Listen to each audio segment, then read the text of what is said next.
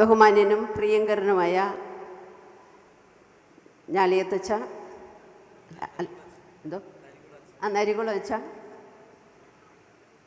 അതുപോലെ തന്നെ പ്രിയങ്കരനായ ജസ്റ്റിസ് കുര്യൻ ജോസഫ് സർ, മറ്റ് വേദിയിലിരിക്കുന്ന വൈദികരെ, അതുപോലെ തന്നെ സദസ്സിലിരിക്കുന്ന എല്ലാ സഹോദരി സഹോദരന്മാരെ, കുട്ടികളെ,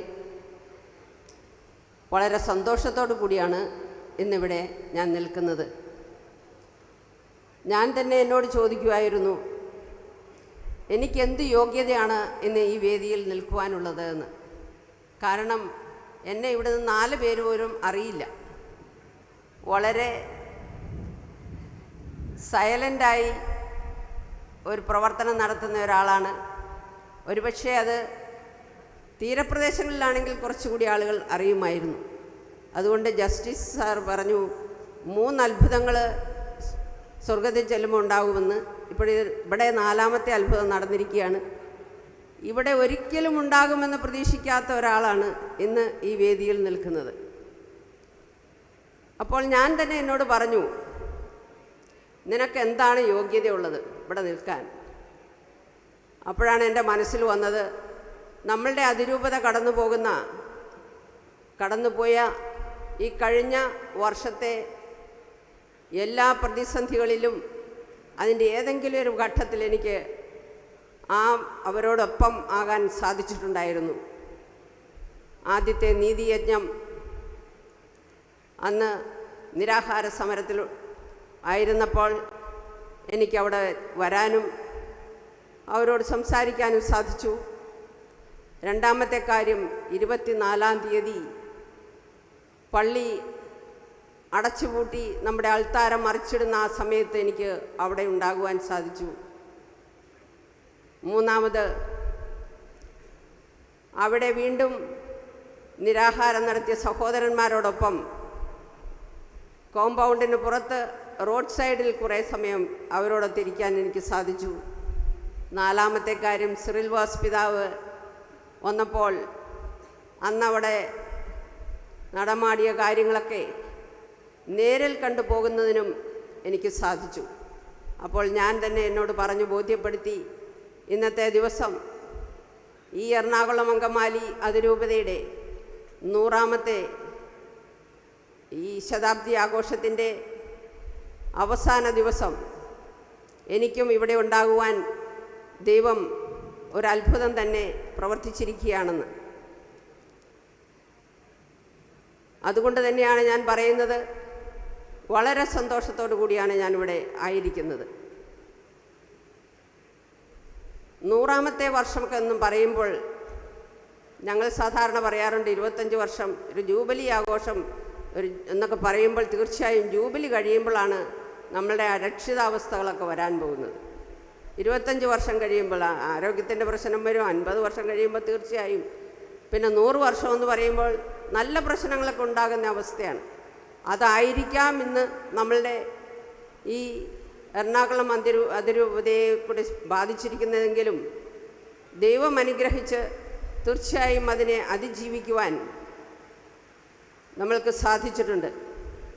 ഇതിനെല്ലാം ഇടയിലും നമ്മളുടെ ഈ അതിരൂപതയ്ക്ക് മറ്റുള്ളവർക്ക് വലിയ പ്രത്യാശയും പ്രതീക്ഷയുമൊക്കെ കൊടുക്കുവാൻ സാധിക്കുന്ന ഒരു സമ്മേളനം ഇപ്പോൾ ഇവിടെ ഒരുക്കുവാൻ സാധിച്ചു. ഈ സമ്മേളനം അതിൻ്റേതായ പൂർണ്ണതയിൽ നമുക്കെല്ലാവർക്കും സ്വീകരിക്കാൻ സാധിക്കുന്നത് ഏത് രീതിയിലാണ് എന്ന് പറയുമ്പോൾ തീർച്ചയായും അതിന് വളരെയേറെ പ്രതിസന്ധികളിലൂടെ കടന്നു പോകേണ്ടതായിട്ടുണ്ടായിരുന്നു.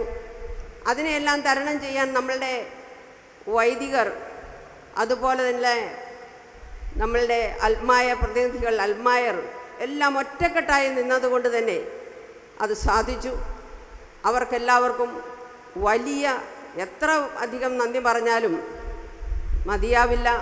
ദൈവം അവർക്ക് കൊടുത്ത ശക്തി ഇന്നും നമുക്ക് അത്ഭുതാവഹമാണ്. എത്രയോ നാളുകൾ അവർ പിടിച്ചു നിന്നു. ഇനിയും പിടിച്ചു നിൽക്കാൻ വേണ്ടുന്ന ശക്തി അവർക്ക് നൽകട്ടെ എന്ന് നമുക്ക് പ്രാർത്ഥിക്കാം. നമ്മളുടെ ഇപ്പോഴത്തെ തലമുറയ്ക്ക് വേണ്ടുന്നത് ആത്മീയമായ പ്രചോദനമാണ്. അതിനുവേണ്ടി അവർ കേഴുകയാണ്. കെട്ടിടങ്ങളോ സ്കൂളോ ഹോസ്പിറ്റലോ ഒന്നുമല്ല അവർക്ക് വേണ്ടത്. അവർക്ക് വേണ്ടത് ആത്മീയമായ ഗൈഡൻസാണ്. ആ ഗൈഡൻസിന് വേണ്ടി അവർ നമ്മളുടെ ആത്മീയ നേതാക്കന്മാരെ അവർ ഉറ്റുനോക്കിക്കൊണ്ടിരിക്കുകയാണ്. എറണാകുളം അതിരൂപതയ്ക്ക് തീർച്ചയായും അത് വലിയൊരളവ് വരെ നടത്താൻ സാധിക്കുന്നു എന്നാണ് ഞാൻ മനസ്സിലാക്കുന്നത്. പക്ഷേ ഇനിയും നമ്മൾ കൂടുതൽ ശക്തിപ്പെടുത്താനും കൂടുതൽ ശക്തി ആർജിക്കുവാനുമുള്ള അവസരങ്ങൾ നമ്മൾ ഉണ്ടാവണം.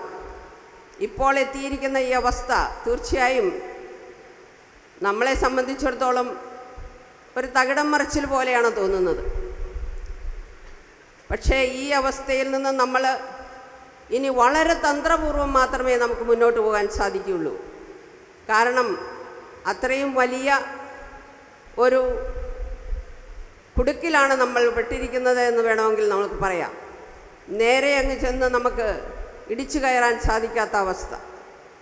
അതുകൊണ്ട് തന്നെയാണ് നമ്മളുടെ പ്രതീക്ഷ ഒരിക്കലും കൈവിടാതെ, നമ്മളുടെ പ്രത്യാശ ഒരിക്കലും കൈവിടാതെ മുന്നോട്ട് പോകാനുള്ള ശക്തി ദൈവം തരട്ടെ എന്നുള്ള ഒരു പ്രാർത്ഥന, അതുപോലെ തന്ത്രപൂർവം നമ്മൾ നീങ്ങുന്നതിനുള്ള ശക്തി നമുക്ക് കിട്ടട്ടെ എന്നുള്ള ആ ഒരു പ്രാർത്ഥന തീർച്ചയായും ഇനി നമ്മൾക്കുണ്ടാവണം.